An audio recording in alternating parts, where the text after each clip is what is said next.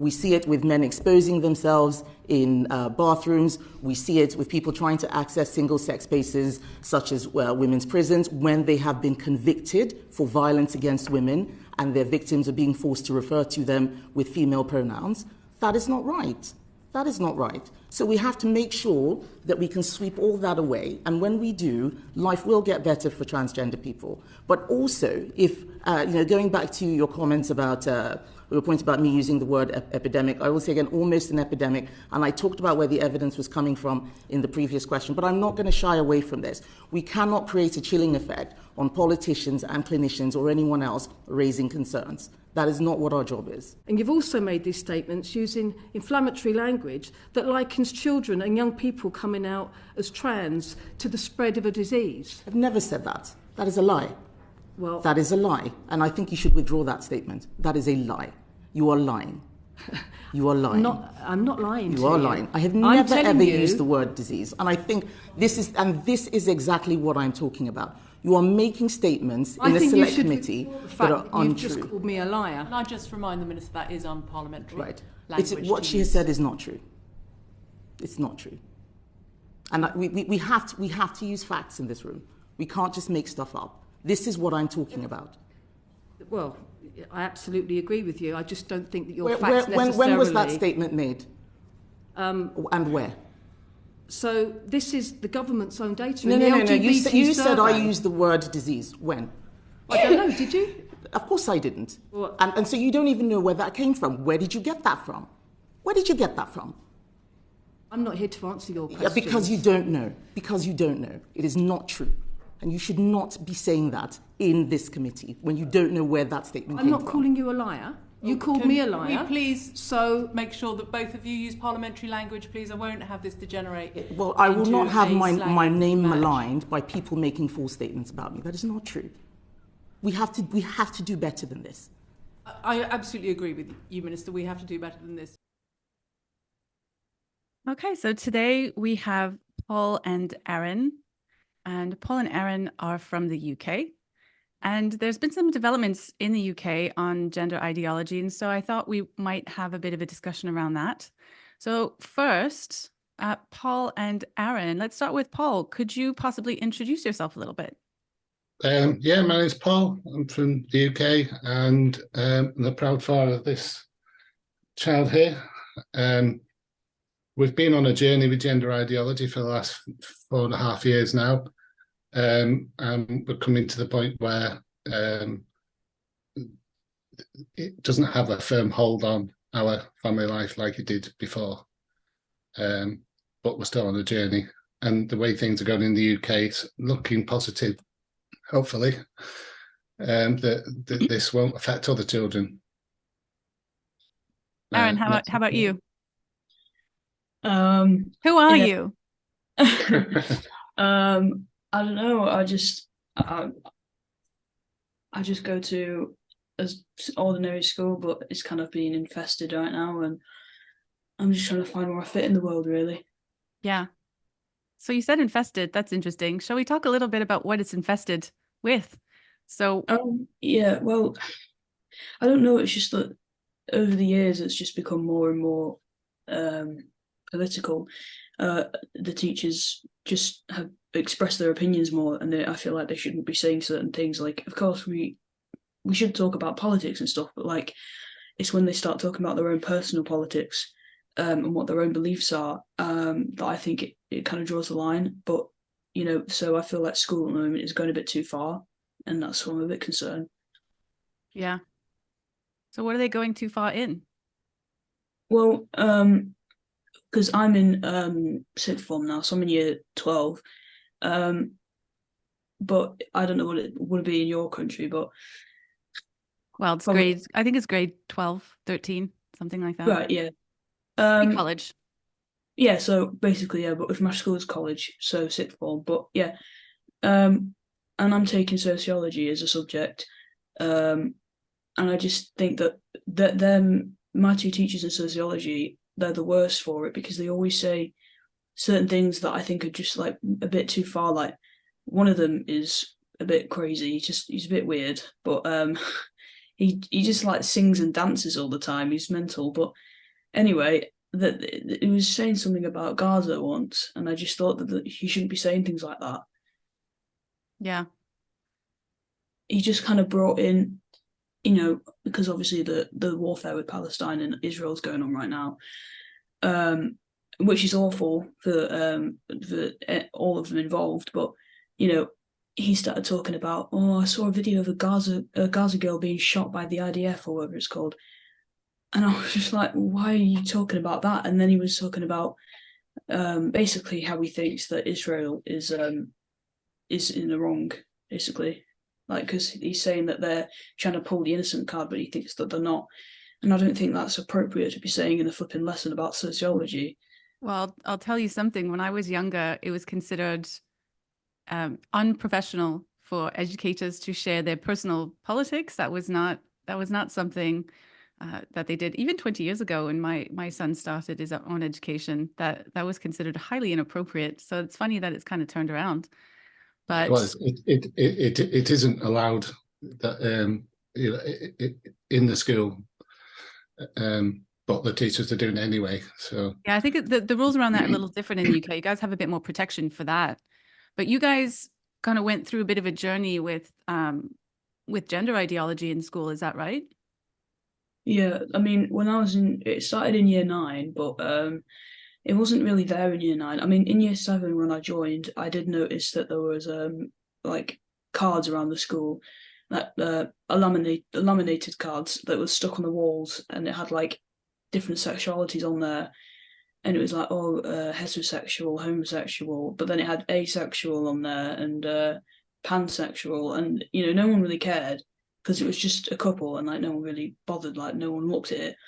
But then it just got progressively more and more obvious, and then in year 9,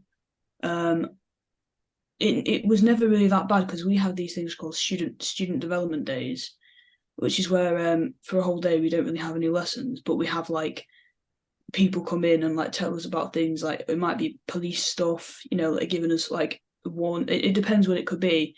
Like the subject could be on drugs, like to avoid drugs and stuff like that. Like we get like an educational day basically.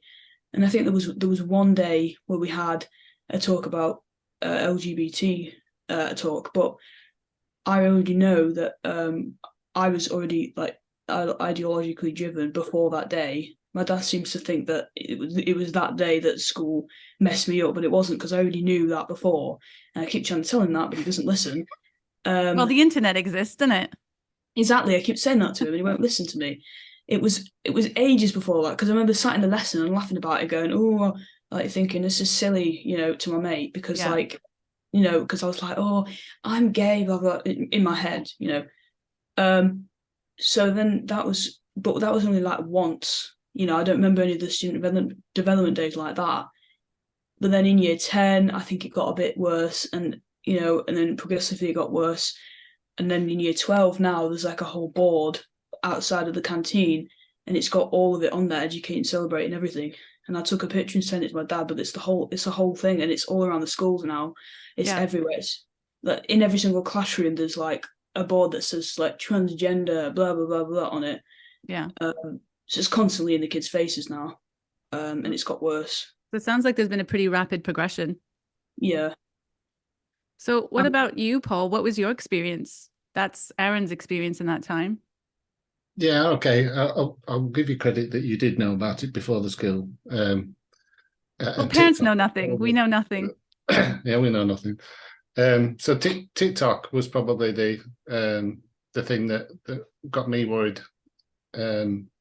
It all started really going downhill when you were on TikTok a lot, and the pandemic didn't help, did it? And you had issues with friends, and your mental health started to take a bit of a nosedive as well, didn't it? So yeah, I'm just trying to frame how to say it. Well, you will have noticed, I imagine, some changes. Yeah, well, before TikTok, you were female, weren't you, with long hair? Well, not long hair, but longer than it is now. And you did have a girl's name, and you just happy as being a girl. And then TikTok arrived and the pandemic, and then it's the same story. Every parent I've heard has said about this path towards becoming a boy, and it was coupled with a lot of serious mental health issues and depression, and yeah, I was worried as hell about it. Didn't know what it was that was doing it. I had no idea what transgender was, what transphobic meant. All this was new to me, totally blindsided by it. And that was the worst part as a parent, just not knowing the answers or who to turn to or what the hell was going on. So what kind of I approach would you take to even start? Sorry? What kind of approach would you take to even start, you know? So it sounds to me that you had a feeling pretty early on that there's something not right here. Oh, it was obvious right? to everyone that there was something was going on. Aaron was extremely distressed. You weren't really reacting. Well, you couldn't really interact with the world, could you? But because of the pandemic, but all your interactions online were causing you a great deal of stress. And then you started to wear your hair up in a bun, and then eventually you had it all cut off. And then you stopped wearing all the girls' clothes and started wearing boys' clothes. And you weren't happy. There's no doubt about it. You were very, very sad, weren't you? Well, I mean, it got better when I feel like, here's the thing, me having my hair cut shorter, I genuinely do think that that's made me feel happier. Like, I genuinely, just because, like... I had my hair cut real short when I was about 13 and I loved it. Yeah, it's just hair. Exactly, yeah. But, you know, someone over here seems to think it's a bigger issue than that. I think it's because he's insecure about his own hair. Yeah, no. But, yeah, it kind of helped a lot because... Not only just because I kind of like, I've always been quite boyish throughout my life. And I think even from a young age, I've always wanted short hair. But, you know, I do remember this time when I was in like year 3 or something, my hair got really wet. And then I used to swipe it to the side because I thought that it looked like, you know, a guy's hairstyle. So I've always wanted kind of short hair. Yeah.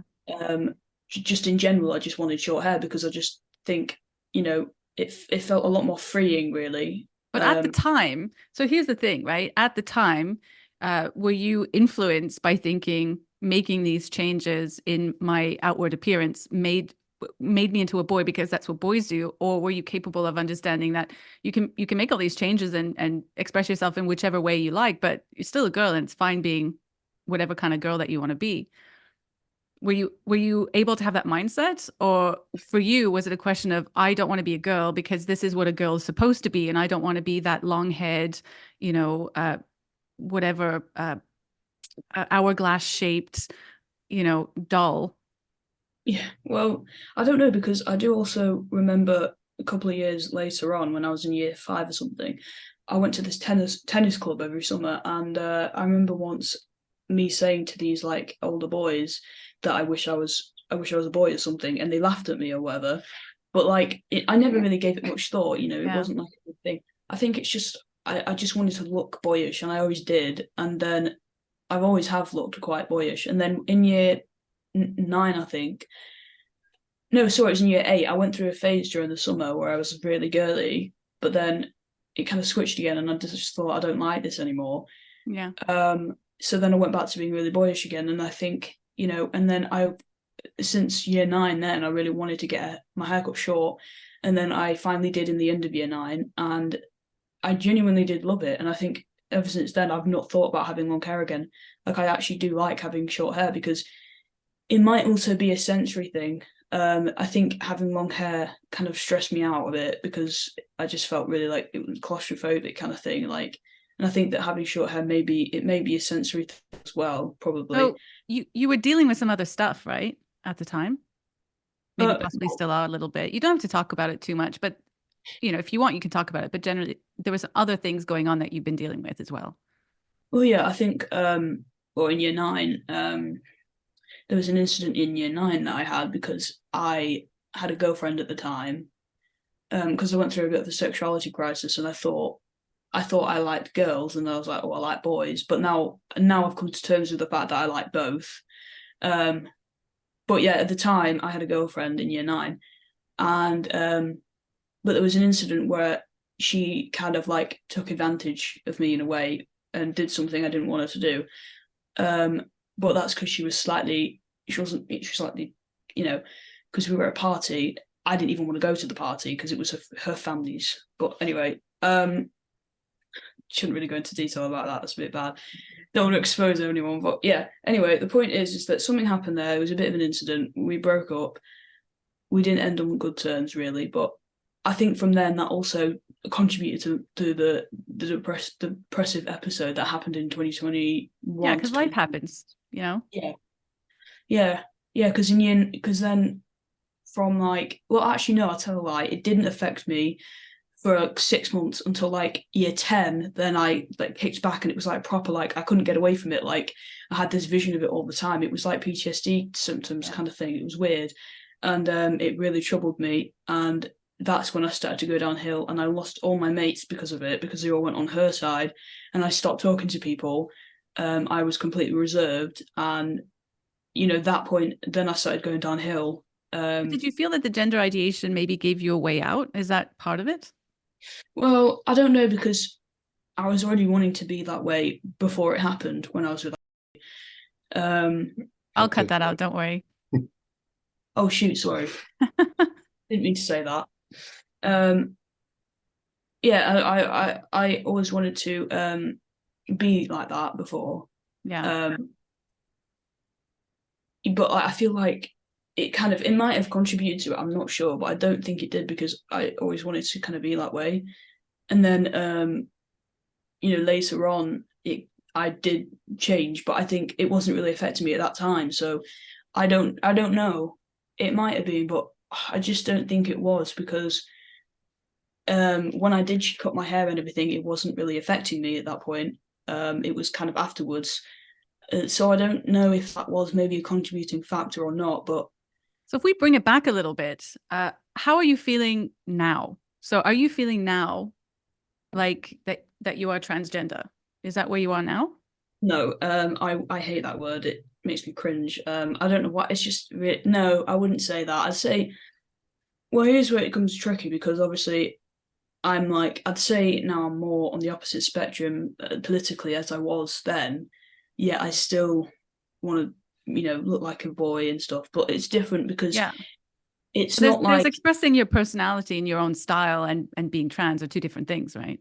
Yeah, because no, I wouldn't say I'm transgender. No, I'd say that I'm more someone that's suffering with body dysmorphia, that I don't like my body, and I want the world to perceive me as a boy, but like I'm not going to force people to say things. It's like kind of like obviously when I see things that is like girly or whatever, it makes me feel kind of, I'm not going to say dysphoric because that's disgusting. No, I don't know what's the word.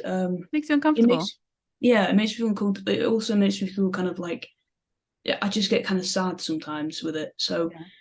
But I wouldn't say I'm transgender. I'd probably just say that I'm suffering body dysmorphia, but I don't want to force anything onto people. I just want to be perceived as a boy by people that don't know me and stuff. And I just want to look this way, kind of thing, because it makes me feel happier. Well, you can express yourself in any which way you like, right? That's the wonder and beauty about living in a so-called free country, is that that's allowed. Absolutely. Yeah. I don't know if this might surprise you. I'm quite feminine now. But when I was a teenager, I was very much a tomboy. I shaved my head. Like I said, when I said cut it short, what I really meant is I shaved it, and I had it like that for a couple of years. And I wore very, very baggy clothes for my early teenage years. So I think for girls, surprisingly, this is really, really, really common. And I speak to a lot of people, and a lot of women that I speak to my age have gone through some of that. That's very, very, very, very common. So you're not any different. We all get to express that in whatever way. The difference is in the 90s at the time, it was acceptable for us to just express that. It didn't mean that somehow you were changing sex, or it didn't mean that our teachers were encouraging us, or that the internet was telling us we were trans, Mm-hmm. I understand that. There was a lot more freedom, I guess, in that sense.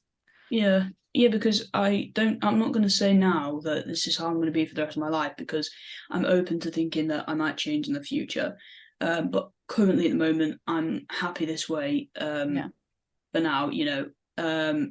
But what it is difficult when it comes to, you know, I know it still like affects my family and stuff. And I think that's also a bit of an issue really, because I'm struggling with trying to keep myself happy, but then in doing that, that's making my family upset. Well, I'll tell you another secret. I am 42 years old and I am still changing and growing. And I expect that that will be the case when I'm 80 as well. We're constantly changing and growing throughout our lives. We have many lives within a single life. And so that's really actually quite mature of you to realize that we're constantly changing and growing, even the stuck in our ways adults. I'm just going to ask Paul quickly. So I imagine that must have been possibly with some guidance from yourself to help Aaron kind of come through the other side. Yeah, so I'm not going to take all the credit because Aaron has been very mature and listened Clearly. to reason, and I think the worst part for me as a parent was watching one of the peers get prescribed testosterone at the age of 14, and that's when I knew I had to do something that was dangerous and all over it. But the problem with this ideology is it pits parents against children, so conversations become very fraught. So I decided to investigate what was the nuts and bolts of this ideology, and it started to become obvious it was a Marxist-esque type ideology. Queer is political. Yeah, absolutely. Yeah, and once you start going down that path, you can't unsee it. Then you're aware of what the hell it is, and so my strategy then was to this playbook has played out in history many times, and I knew that George Orwell had written stories describing the dangers of it. So we started with Animal Farm, and you read it, didn't you? And you were spot on. And then 1984, and then Brave New World, and then Stalin's biography. And Aaron, I'm curious, how did you react to those? Well, the Stalin biography one was about that thick, so but yeah, I don't know. I really enjoy reading them because especially the Stalin one, because I've taken history now in A level and I'm doing Russia in one of them, so that helped. But with the other ones by George Orwell, I think that did you recognize some patterns of what we're going through now? Yeah, I did, yeah. And I think that reading that, it helped me to what's the word?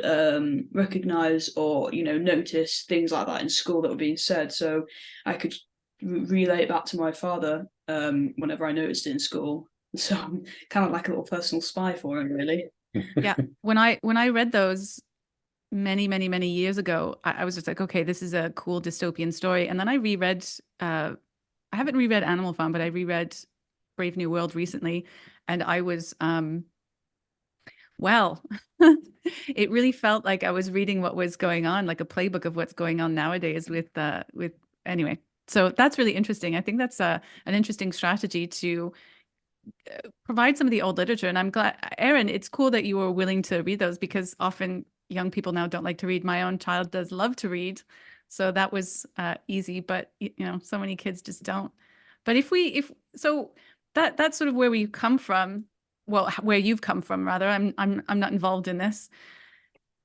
So right now in the UK, there's been some changes in progress, and here in Canada, we often think this is one of the worst places for gender ideology, and I'm starting to think that might be true. But we look at the UK, and there's some progress there that we think, okay, this might be maybe a pathway that we could follow here in Canada. And there's certainly been some changes recently. Paul, do you want to talk about those?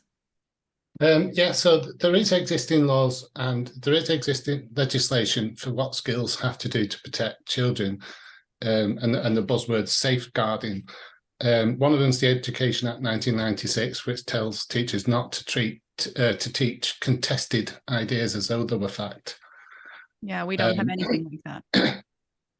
Right, that is a problem, obviously, in Canada if you don't have that. But that's been roughshod over by all these activist teachers. That they're doing it despite that.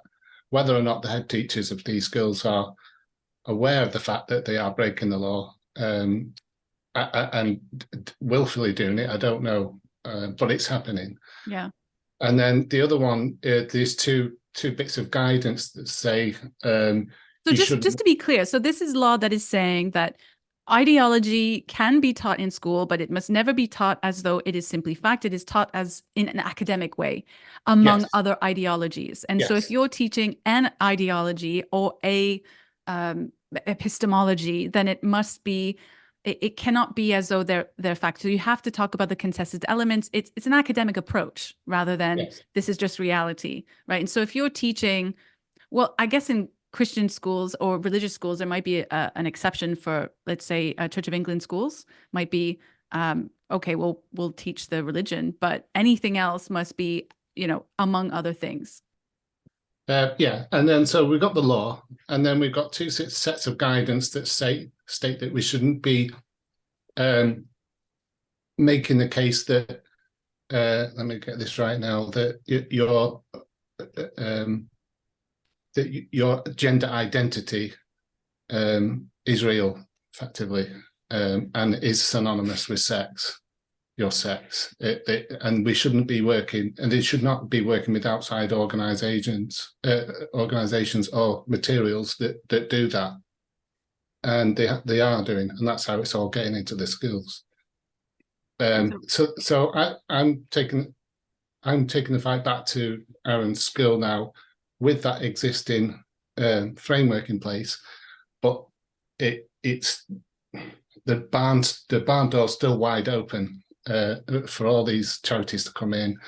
And last week or the week before, Kemi Badenoch has said in the House of Commons something that would have got her banned on Twitter, no doubt about it, before Elon Musk took over. And she has called it out as an ideology. It is dangerous to children. No child's born in the wrong body. Everything else, and it's really, and now she's this new guidance has come out for consultation, and it lays down the law to say, well, it's guidance, but it's laying down what the government's expectation is that teachers cannot or don't have to use preferred pronouns if they don't want to. They shouldn't be promoting gender ideology. It's a 20-page document anyway. There's quite a lot of detail in it, but it's almost exactly what me and you would probably write, or you would love to see in Canada.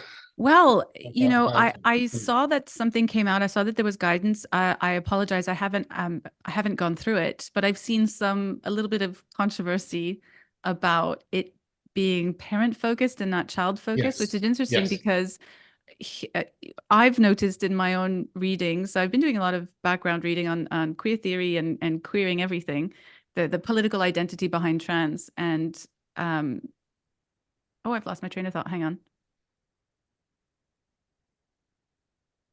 Oh yeah, this idea of child-centered education, the myth of childhood innocence, this whole thing that children need to be empowered to make their own decisions, kind of cutting out the parents, really is kind of a fundamental thing that is necessary for, because it comes across well, like we need to focus children. It's all about children, but we forget that parents are the guardians and the people who are looking after the best interests of young people until they're at an age where they can look after themselves. And by cutting out those parents, you're really creating a situation of potential abuse, because teachers they don't have that investment. They don't raise the children. They're not invested in the children. They don't really have a claim in that way. And so, I think we need to find a way to communicate to the public. So this document, anyway. So I'm going off on one a little bit here, but without reading, and I heard that there was a bit of a controversy about this parent focus. Do you have a bit of insight into what they mean by that? Is that really a thing? So so it's come to light. It's coming to light more and more now that a lot of the schools have been promoting the idea that a child could be born in the wrong body if they're questioning themselves, and then at the same time saying, and if you want to change your pronouns, and change sex, socially transition at school. We'll do that for you, but you don't even have to tell your parents. And that's been going on in other schools. It's not in our school, but I know for a fact other schools have been doing it. So that's one of the crucial bits of this guidance, is that the schools must not do this behind parents' backs. What do we mean by transitioning kids? Because that could mean a lot of things. So are we talking about social transition, changing pronouns in secret, for example? Yes, yeah. Changing pronouns in secret. Or does it go as far as sending to a guidance counselor that's a specific LGBTQIA plus 2S counselor that will affirm them, and then a whole gamut of things. Letting them single-sex toilets, boys competing in girls' sports, everything and the parents are not aware of this. The queering the school. The queering the school, yeah, exactly, and the children. Yeah. So this loophole is going to get closed with this new guidance. But I am aware there are some teachers, activist teachers, saying I'm just going to ignore it, and if they sack me, they sack me. But that helps the case of people trying to raise awareness of this stuff, right? If they continue down this path, then I think more and more people start seeing the hypocrisy or the issues around this. It's not, they make our job easy. In other words, they make our job easy to be able to expose some of the stuff that's been going on in the schools, right? It's like, in other words, proving us right. The real question is, how did this get into the schools based on your research? Because Paul, we've had some discussions before, and you've explained to me at length about the research that you've done when this sort of came to your family. So you spent a lot of time reading about it. So, in your opinion, how did it come into the schools? So, two ways. One is through academia anyway, from going back to Alfred Kinsey and Foucault and Judith Butler, and how it's permeated all of the academia, especially on the social sciences side of it. So it's my proposal that this has been bubbling along in the background on the general public are largely unaware of this, and the teachers that are in schools now have been through that academic indoctrination. There's no two ways about it, and they are now already in place in the schools, in the local government, in the police, in the courts. The younger politicians probably are as well. So that's the one way it's got in. But the other way is I think it was in 2015, our coalition government introduced EDI into the public sector, which is equity, diversity, and inclusion. As we know, it's anything but. And Aaron, you've actually wrote a bit of a breakdown of it the way you see it, haven't you? Mm-hmm. And so EDI is for me the cornerstone of how this is inculcating itself into the schooling sector. And I foresee that the teachers are getting EDI training outside of school, and that they're bringing it into school, and all of this moral framework, if you want to call it that, this Marxist moral framework is getting introduced into all the school policies.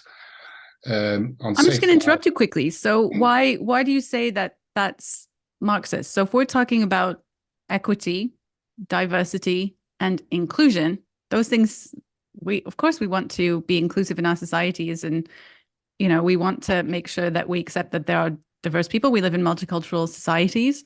And equity, don't we want people to have equal opportunities and so on and so forth? And so why would you then associate that with Marxism, which is a framework that's based on the concept of oppressors and oppressed, and that oppressors must rise up to the oppressed must rise up against the oppressors?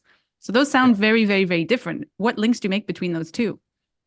But if you look at any EDI Would you like me to do it? Oh, yes, did. please. You're doing sociology. You've got you Yeah. absolutely have the answers for me. Because he probably will babble on, so let me take over. Basically, I've actually brought this up to my teachers before. Probably I literally emailed my head teacher a couple of times, and I've had a meeting with him for like an hour about it. I gave him a full, I gave like a formal thing, like saying that this is wrong kind of thing. And then I've done it with my sociology teachers as well. Well, only one of them, but so from my understanding, EDI is completely the opposite of what it may sound, because equity, you may think that means equality, because it sounds similar. So you might think, oh, it's all equality, you want everyone to be equal. But what equity really is it's the idea of like reinforcing people with marginalized backgrounds. If they've got people that have experienced discrimination and stuff as their ancestors, so say a black person, maybe their ancestors have been slaves and whatnot, equity is the idea of reinforcing that, and instead of moving past it and accepting that we've changed and there is more equality in the world, equity is pushing the idea that there is still, something to fight for, and that people are still being discriminated, and that there is still racism and homophobia. And of course there is, but not to the extent that there was. But equity is pushing that and reinforcing it and saying, oh yeah, if you're black, then you are being, you have experienced racism, you are being oppressed. And that's what equity is. And it's reinforcing it because it links to Marxism, because Marxists, they have to have some kind of conflict to fight for, because that's what they are. They have to have a class conflict between different classes. They have to have some kind of conflict so that they fight for it, because otherwise they've got nothing to fight for. And the whole idea of Marxism is nothing to do with peace and harmony. It's to do with having some kind of conflict and then constantly having to fight for it to reach a goal, which will never be, you'll never reach that goal, because they'll carry on reinforcing it from the past all the way to the future, and it will carry on going that way. So really it's a never-ending circle of violence or fighting for something that doesn't need to be fought for. So that links to Marxism because of that. And diversity, you might think, say, if you're in like an office job or something, diversity might be the idea of having loads of different people with different ideas of brains and stuff like that, and you're adding it into a project to make it more developed and have a better idea, because you want to have people that have different perspective on things so that they can have a more, you can have a better idea in the end result. But what diversity is now is adding people in that are all from different marginalized backgrounds and all have the same ideological viewpoint, and you've put them all in. So for example, when you see adverts now and you see a black person in there in like every single advert, they're doing that because it's not because they're trying to add in different people and have it more like different minds. It's because they're trying to have it so that you have different people in there, but they all have the same ideological viewpoint, and that way it pushes it further, which also links to Marxism, because Marxists have to have that kind of thing where everyone has the same view. Like in 1984, they had to have it so everybody has the same ideological idea, because otherwise it won't carry on, and they have to reinforce it through having people that are from a marginalized background, because then they'll feel like they're oppressed because of equity. And by putting them into a room with other people that feel like they're oppressed, you'll push that viewpoint, and then they'll think, oh, that, it pushes that idea, and it makes other people think, oh, maybe I'm being oppressed, or maybe I'm the oppressor. So that's completely the opposite of what diversity actually means. And then inclusion, that would be where, say, you're having a conversation with someone, and you want to add in new people to the conversation, because you want to have a more open conversation with people and have more different ideas and opinions. But what inclusion really is you're adding in people that you don't know and you don't really trust that well. So therefore, it's actually limiting your freedom of speech, because you can't really speak freely anymore in case you say something that upsets them. And if you upset them, then it's not inclusion anymore, because you're not including them in the conversation. Because if you start talking about something that, a white thing or whatever, it's a black person, then that's not being inclusive, because you're not including them in the conversation because they can't relate to it. So inclusion really is cutting your free speech away, because you have to include everyone and you have to use language that will make everybody happy, which is impossible. So it's impossible to have that kind of inclusion because there's always going to be something you say that will offend someone, because everyone always has different feelings. And, you know, I've literally, I have friends that are like quite woke and they've tried their best to be like really not offend anyone, and yet they still do. And there's nothing you can do to not offend people. You will always do it. So inclusion isn't possible, but it's the opposite of what you think it is. All it's doing is adding in people that you don't know and you don't trust that well, and you don't know what will offend them. So you can't speak freely anymore. You can't communism. That sounds like communism. Ideas so great that they have to be enforced upon everybody at all times. So yeah. Would it be fair to say that diversity is about diversity of thought, diversity of ethnicity, or outward diversity, not diversity of thought? Equity is about equal outcomes, not equal opportunity. And inclusion is about excluding certain mindsets or certain points of view as a general idea. Yeah. And that being sort of taking the marginal, putting it or centering the marginal as the oppressed so that they can quiet down the oppressor. And they have to identify all of those classes through the EDI structure, right? Yeah. And that making it of a Marxist ideology.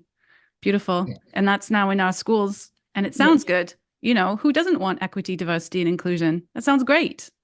So now, and now we have this in the schools. Yeah, and actually, that's exactly what my sociology teacher said to me, because he's also the head of sixth form. This isn't the one that was crazy, it's the other one. But he then asked me that question, and he said, well, why is EDI so bad? Who doesn't want that? He said that exact same thing because he didn't even know. But at the time, I couldn't exactly explain it to him very well because I knew it was, I couldn't form it in words at the time, so I didn't get a chance to explain it to him. And I tried again a couple of days ago, but then he was like, because I could see he was feeling really awkward about it, because I went, can I have a conversation with you and I can tell you why I think EDI is bad? And I showed him the poster of the Educate and Celebrate thing, and he didn't even know that it was there. And he looked really uncomfortable, and he was like, oh, well, can we not talk about... What's the Educate and Celebrate thing? That's a charity in the UK that is particularly focused on queering schools, right? And their tagline is to smash the heteronormativity. Of course. Yeah, and smash that oppressor. Yeah, and it's a third party thing, and that's been so I've seen that in my school now, and he didn't even know it was there. But then obviously I tried to bring it up to him, and he just went, "Can we not talk about it right now because I'll probably disagree with you?" And I've noticed that ever since I've expressed my opinions right to the teachers, they avoid me all the time. Well, the head teacher does, and him as well. They literally they try and avoid me. I just know they do, because whenever I see my head teacher, he just goes, "Oh, hiya," and because he knows who I am now, obviously, and then he tries to get away, and it's really funny because he knows that I'll trap him into a thing like that, and it's not funny, but it's funny in a way that he's like, yeah. Well, education is meant really to, well, I would imagine a good education is meant to teach you how to think critically, and to think critically means that you have to evaluate lots of different sources of information, and you need to use your own logic and reason to evaluate all of those sources to come to a cogent argument of your own, and then debate it with other people. And this has intellectual rigor, and this is what the academics used to be based on. And that's the kind of educational background that I come from. Yeah. And that doesn't sound like it's happening. Whereas when we're talking about EDI and critical theory, which we haven't really talked about, the idea of critical here is it's critical of anything that doesn't agree with what you're saying. And so you start off from the point of view that you are correct about this thing existing being the oppression, and that you are critical of other things to get it to conform to your point of view. And so they're kind of they sound very similar and very different. And it's this manipulation of concepts, turning them around into the uninformed observer who hasn't spent a lot of time digging into it or really understanding. Because that's the thing, you're right, it's difficult. You have to really understand what's going on, and it's not obvious at first, right? If you're not thinking critically and you're only reading one thing, you can get swayed into that argument, and you're not really looking at the big picture, and it's discouraging the big picture as well. And it sounds like at school for you, and correct me if I'm wrong, that the educators are maybe in one line of thinking, one epistemology, and not thinking critically about other points of view, because they have been classed as, so when we talk about cis heteronormativity, that's the oppressor. And so you cannot possibly sympathize or understand or try to get your head around the oppressor mindset or the oppressor point of view, because that's just a no-no. You can't do that. And so people get into these echo chambers, and then it becomes difficult because you've been labeled then. So you are the no-no person. It sounds like that might be what's happening a little bit. Yeah, and I also think that another thing that's happening is that the students themselves are making the teachers ideological, which shouldn't be. They should be strong and not listen to the kids. But I witnessed it the other day when I was in sociology. And another thing I noticed in all my subjects, not really history, but particularly a bit of English lit and sociology, they definitely they seem to think that capitalism is really bad, because in English lit, the books that I'm reading, we always talk about the enemy in it is capitalism, really, because I'm reading Death of a Salesman and Test of the D'Urbervilles. You probably won't have heard of those, but and also I'm reading Othello, Shakespeare. But we kind of just talk about that capitalism is the enemy, which is a bit weird, but But aside from that, in sociology a couple of days ago, one of the students in that class stayed at the end of the lesson to say to the teacher that, oh, by the way, you don't say, because he had said he'd rather say, what was it? I think it was something like, I'd rather say, oh, that was it. I'd rather say cisgender than heterosexual or something like that. And then, so this person stayed at the end and went, oh, by the way, you're confusing gender identity and sexuality there. They're two different things. And gave him a lecture and said, don't say this, blah, blah, blah. And then he was like, oh, you can correct me and whatever I say is wrong, blah, blah, blah, blah, blah. Didn't even dispute any of it and just went, yeah, I accept that. And I just thought that's a bit weird. You shouldn't do that as a teacher. You shouldn't just listen to what people say. But child-centered learning. Exactly. And I've been writing down things that my teachers have been saying, which is kind of funny, really, because with my other sociology teacher, he says a lot, the crazy one, he says a lot of things that I think you should not be saying things like that. And whenever he says that kind of thing, I write it in the back of my book and then I send it to my dad. But yeah, so I've been kind of just spying on the teachers, really, and stuff like that, because I can't really help it now. I'm kind of just it comes naturally. I always my ears prick up whenever I hear anything to do with it, and especially in that class, he says a lot of crazy things that I think shouldn't be said. He literally, I think half of it he's doing it as a joke, but he put on the communist national anthem the other day from China, and I think he was doing that to kind of make us understand the point of a Marxist and what they think of families, because in sociology, we're doing families in the household right now, but I just think that it was a bit weird because then he started to chant it along and stuff. And, What do they think of families in the household?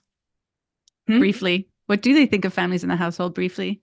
Oh, well, obviously, we were learning about both sides. And I think that I think that families and households are very important in the children growing up, but we talked about how Marxists think it's families are bad, and that's because when you have a family, you can't really control people anymore, and you need to get to the children, really, because they're young, and you can get into their brains as easier as you can to adults. And if you have a family, then it's going to be difficult to get to the kids. So I think that's why, and that's shown in A Brave New World, because they make the words mom and dad and family, it's kind of saying a really embarrassing, naughty word kind of thing. And that's literally happening now, because you get this idea that families are really bad and excommunication of parents and stuff like that. And that is in A Brave New World. But I will say that I was walking down the library the other day and I saw a big poster of 1984, George Orwell, on there. Someone had drawn it themselves, painted it. So, that was nice to see that. It was a massive, big picture of that. And it was I think it was a picture of, I can't remember his name now, the main character. So, there is some level of, Winston. That was in Winston, yeah. There's some level of, what it used to be like in my school. My school's not that bad, I don't think, because when I hear of other schools in the UK, I'm thinking, Jesus, because mine's not like that. Yeah, it seems like it is dependent on the leadership here as well, where different schools will have a different intensity level, if you want to call it that, depending on the leadership and the culture of the school.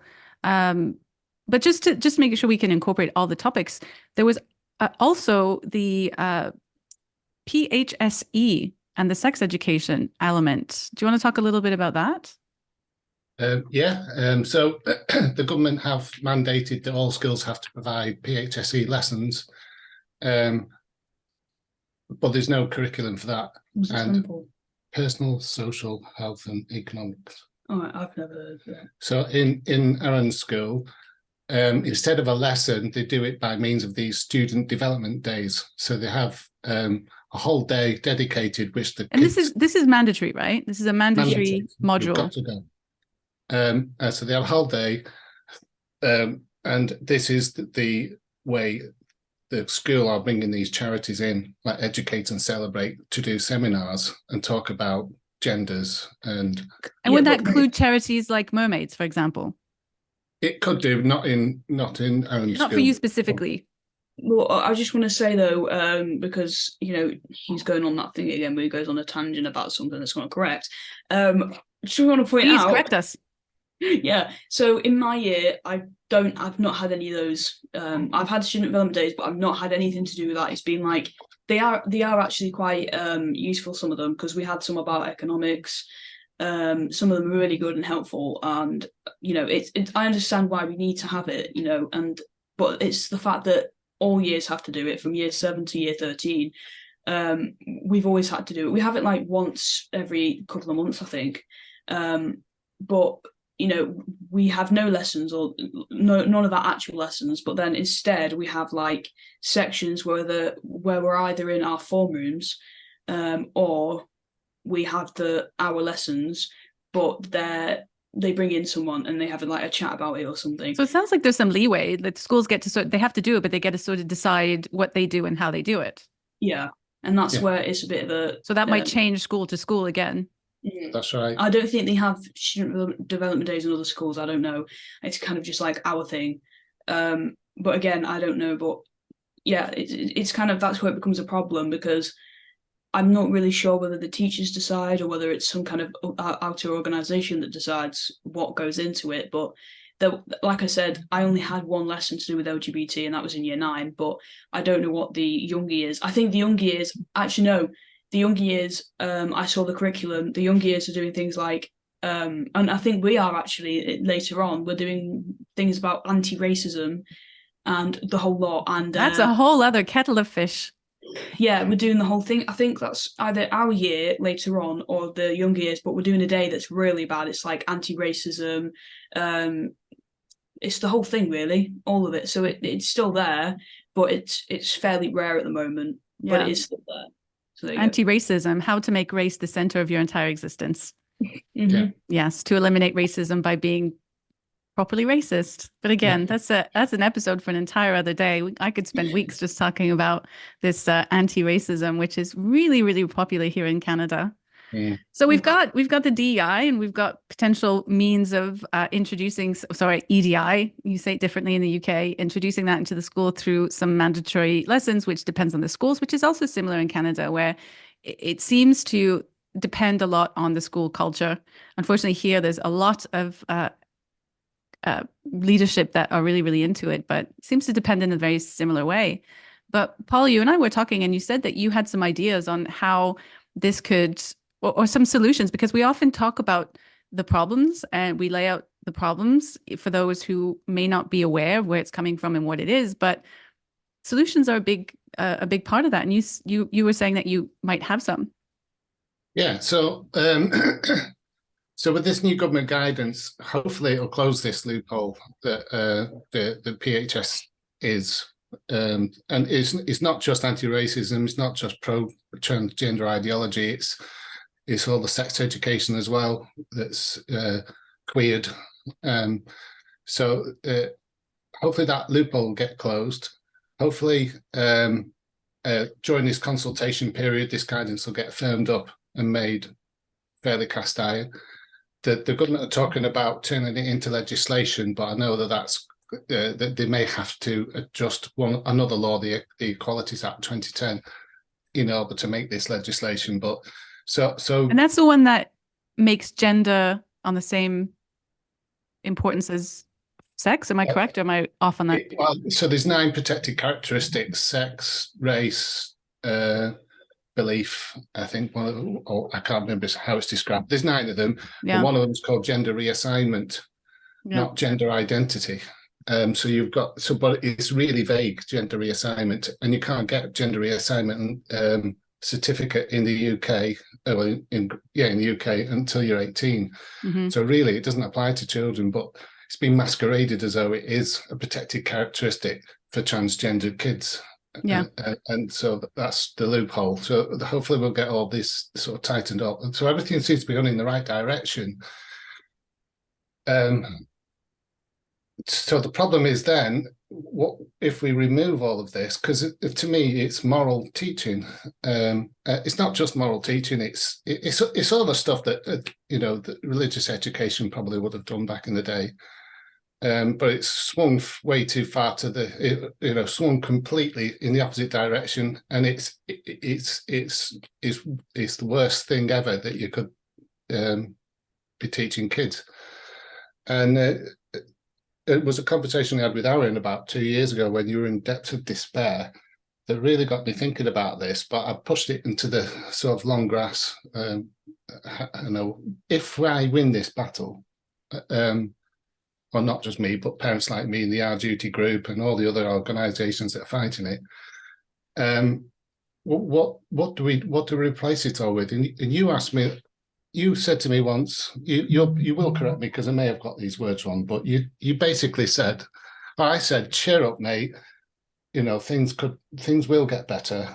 It's not the end of the world. And we're trying to give you a sort of a pep talk. And you and your depth of depression will say, well, what is that's the worst thing you want to hear when you're in depression? Probably. But I just went here.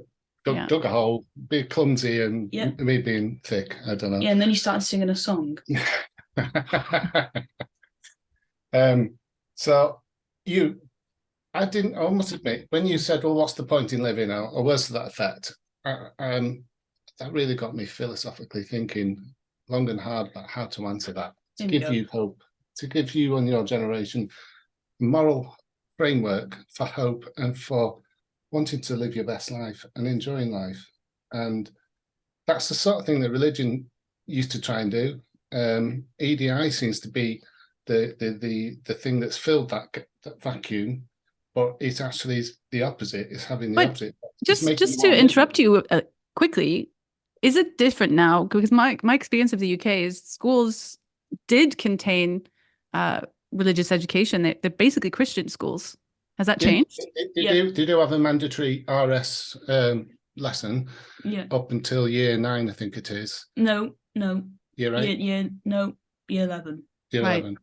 And that's gone now? No, that still exists. I think that was brought in after World War II because they didn't want to have that happen again. So they thought, we'll bring religion into the schools and give them moral guidance, and we'll never have another World War II. But now it's just it's not that anymore. It's more of a comparative study of religions, and it's just a study of religions in general. So the religious aspect, the Christian aspect, has been lumped in with other ways of looking at the world, other epistemologies, and they're discussed in that academic way. Whereas, and correct me if I'm wrong, whereas the new intersectional and queer epistemologies are now centered as the moral framework that we should all be following. Like that has replaced religion in that way. Is that right? Yes, that's exactly right. Yeah. So, and the effect of that is we've now got an epidemic of mental health issues across kids in the UK and the Western world, and something needs to be done to fix that. And that's the problem I'm rattling in my head with at the moment. And I noticed that Jordan Peterson has. Yeah, because it does. I mean, when you vacuums exist. When you remove something, anything, then you have to think about what you're going to replace it with, because you know, the biggest bullies or the biggest opportunists are always going to fill that vacuum one way or another. Yeah, exactly. So I don't know the answers yet. Yeah, but something to think about. Something I'm thinking about. Yeah. Yeah. Do you have any ideas that you're mulling about? I mean, just off the top of my head, I'm thinking some kind of. So I grew up Catholic. I don't believe in God, and I rejected that for a long time. But I now understand this vacuum idea that just because I am not religious, I do now understand the point, because I guess come from a Christian way of living the world. I'm from North America. I lived in the UK a really long time. These are Christian nations. They have Christian values. And even if you're not Christian yourself or Catholic or whatever, then you kind of live in a society that follows those values. And we also used to have the concepts of freedom and the Enlightenment values on top of that, which meshed very well together. And that's sort of being undermined very much right now. And the vacuum that's filling that is these new intersectional ideologies that are essentially deconstructing the world and destabilizing society, right? So it's causing all this shifting patterns. And so, you know, Erin, you were talking about how you felt yourself destabilized. And I see with a lot of young people in the schools here, they're almost taught to be fragile. Don't say the wrong things, only say the right thing. We have to really worry about your feelings. And I think that creates a certain element of fragility. And we're not helping young children or young people develop the fortitude to deal with the difficulties of life, because life is going to have difficulties. We're going to go through stuff. Everybody goes through stuff, and we need to learn those skills to face the difficulties in life. And the adults are letting kids down in this sense. The adults of my generation really have let you guys down big time. And I'm wondering, just off the top of my head, if there might be space for some resilience. Like, I don't know how you would bring that back. I don't know in what format you would bring that back, but it seems to me that would be a core thing to look at. Well, I think for me, the regular church attendance and the sense of community and belonging, duty, things like that. Belonging, duty, responsibility. All of that was for me brilliant, and that's all gone out of society now. And even the pubs, all the pubs are shut in, so that there's nowhere for kids and their generation to coalesce into a identified group and share their life growing up together. So I don't know what the solution is, but I think it's going to be something that's going to be offline, and it's got to be something like a regular attendance at a place where similar to what a church does in that regard. So touching grass, as they say. Yeah. I will be really interested in following what happens with you guys and seeing how that develops over time. I'm certainly interested in how things develop in the UK, because I think it gives us hope here, and it gives us something to, even though we don't have the same laws, but potentially something to do for ourselves. So I'm really thankful that you took the time to speak with me today, even though it's Christmas. And I haven't said that. Happy Christmas to both of you. Happy Christmas. Merry Christmas. Thank you. Yeah. Thank you very much, Melanie. You too. Thanks for watching to the end. Please consider liking and subscribing so we can bring you more content like this. And here's a couple suggestions you might like.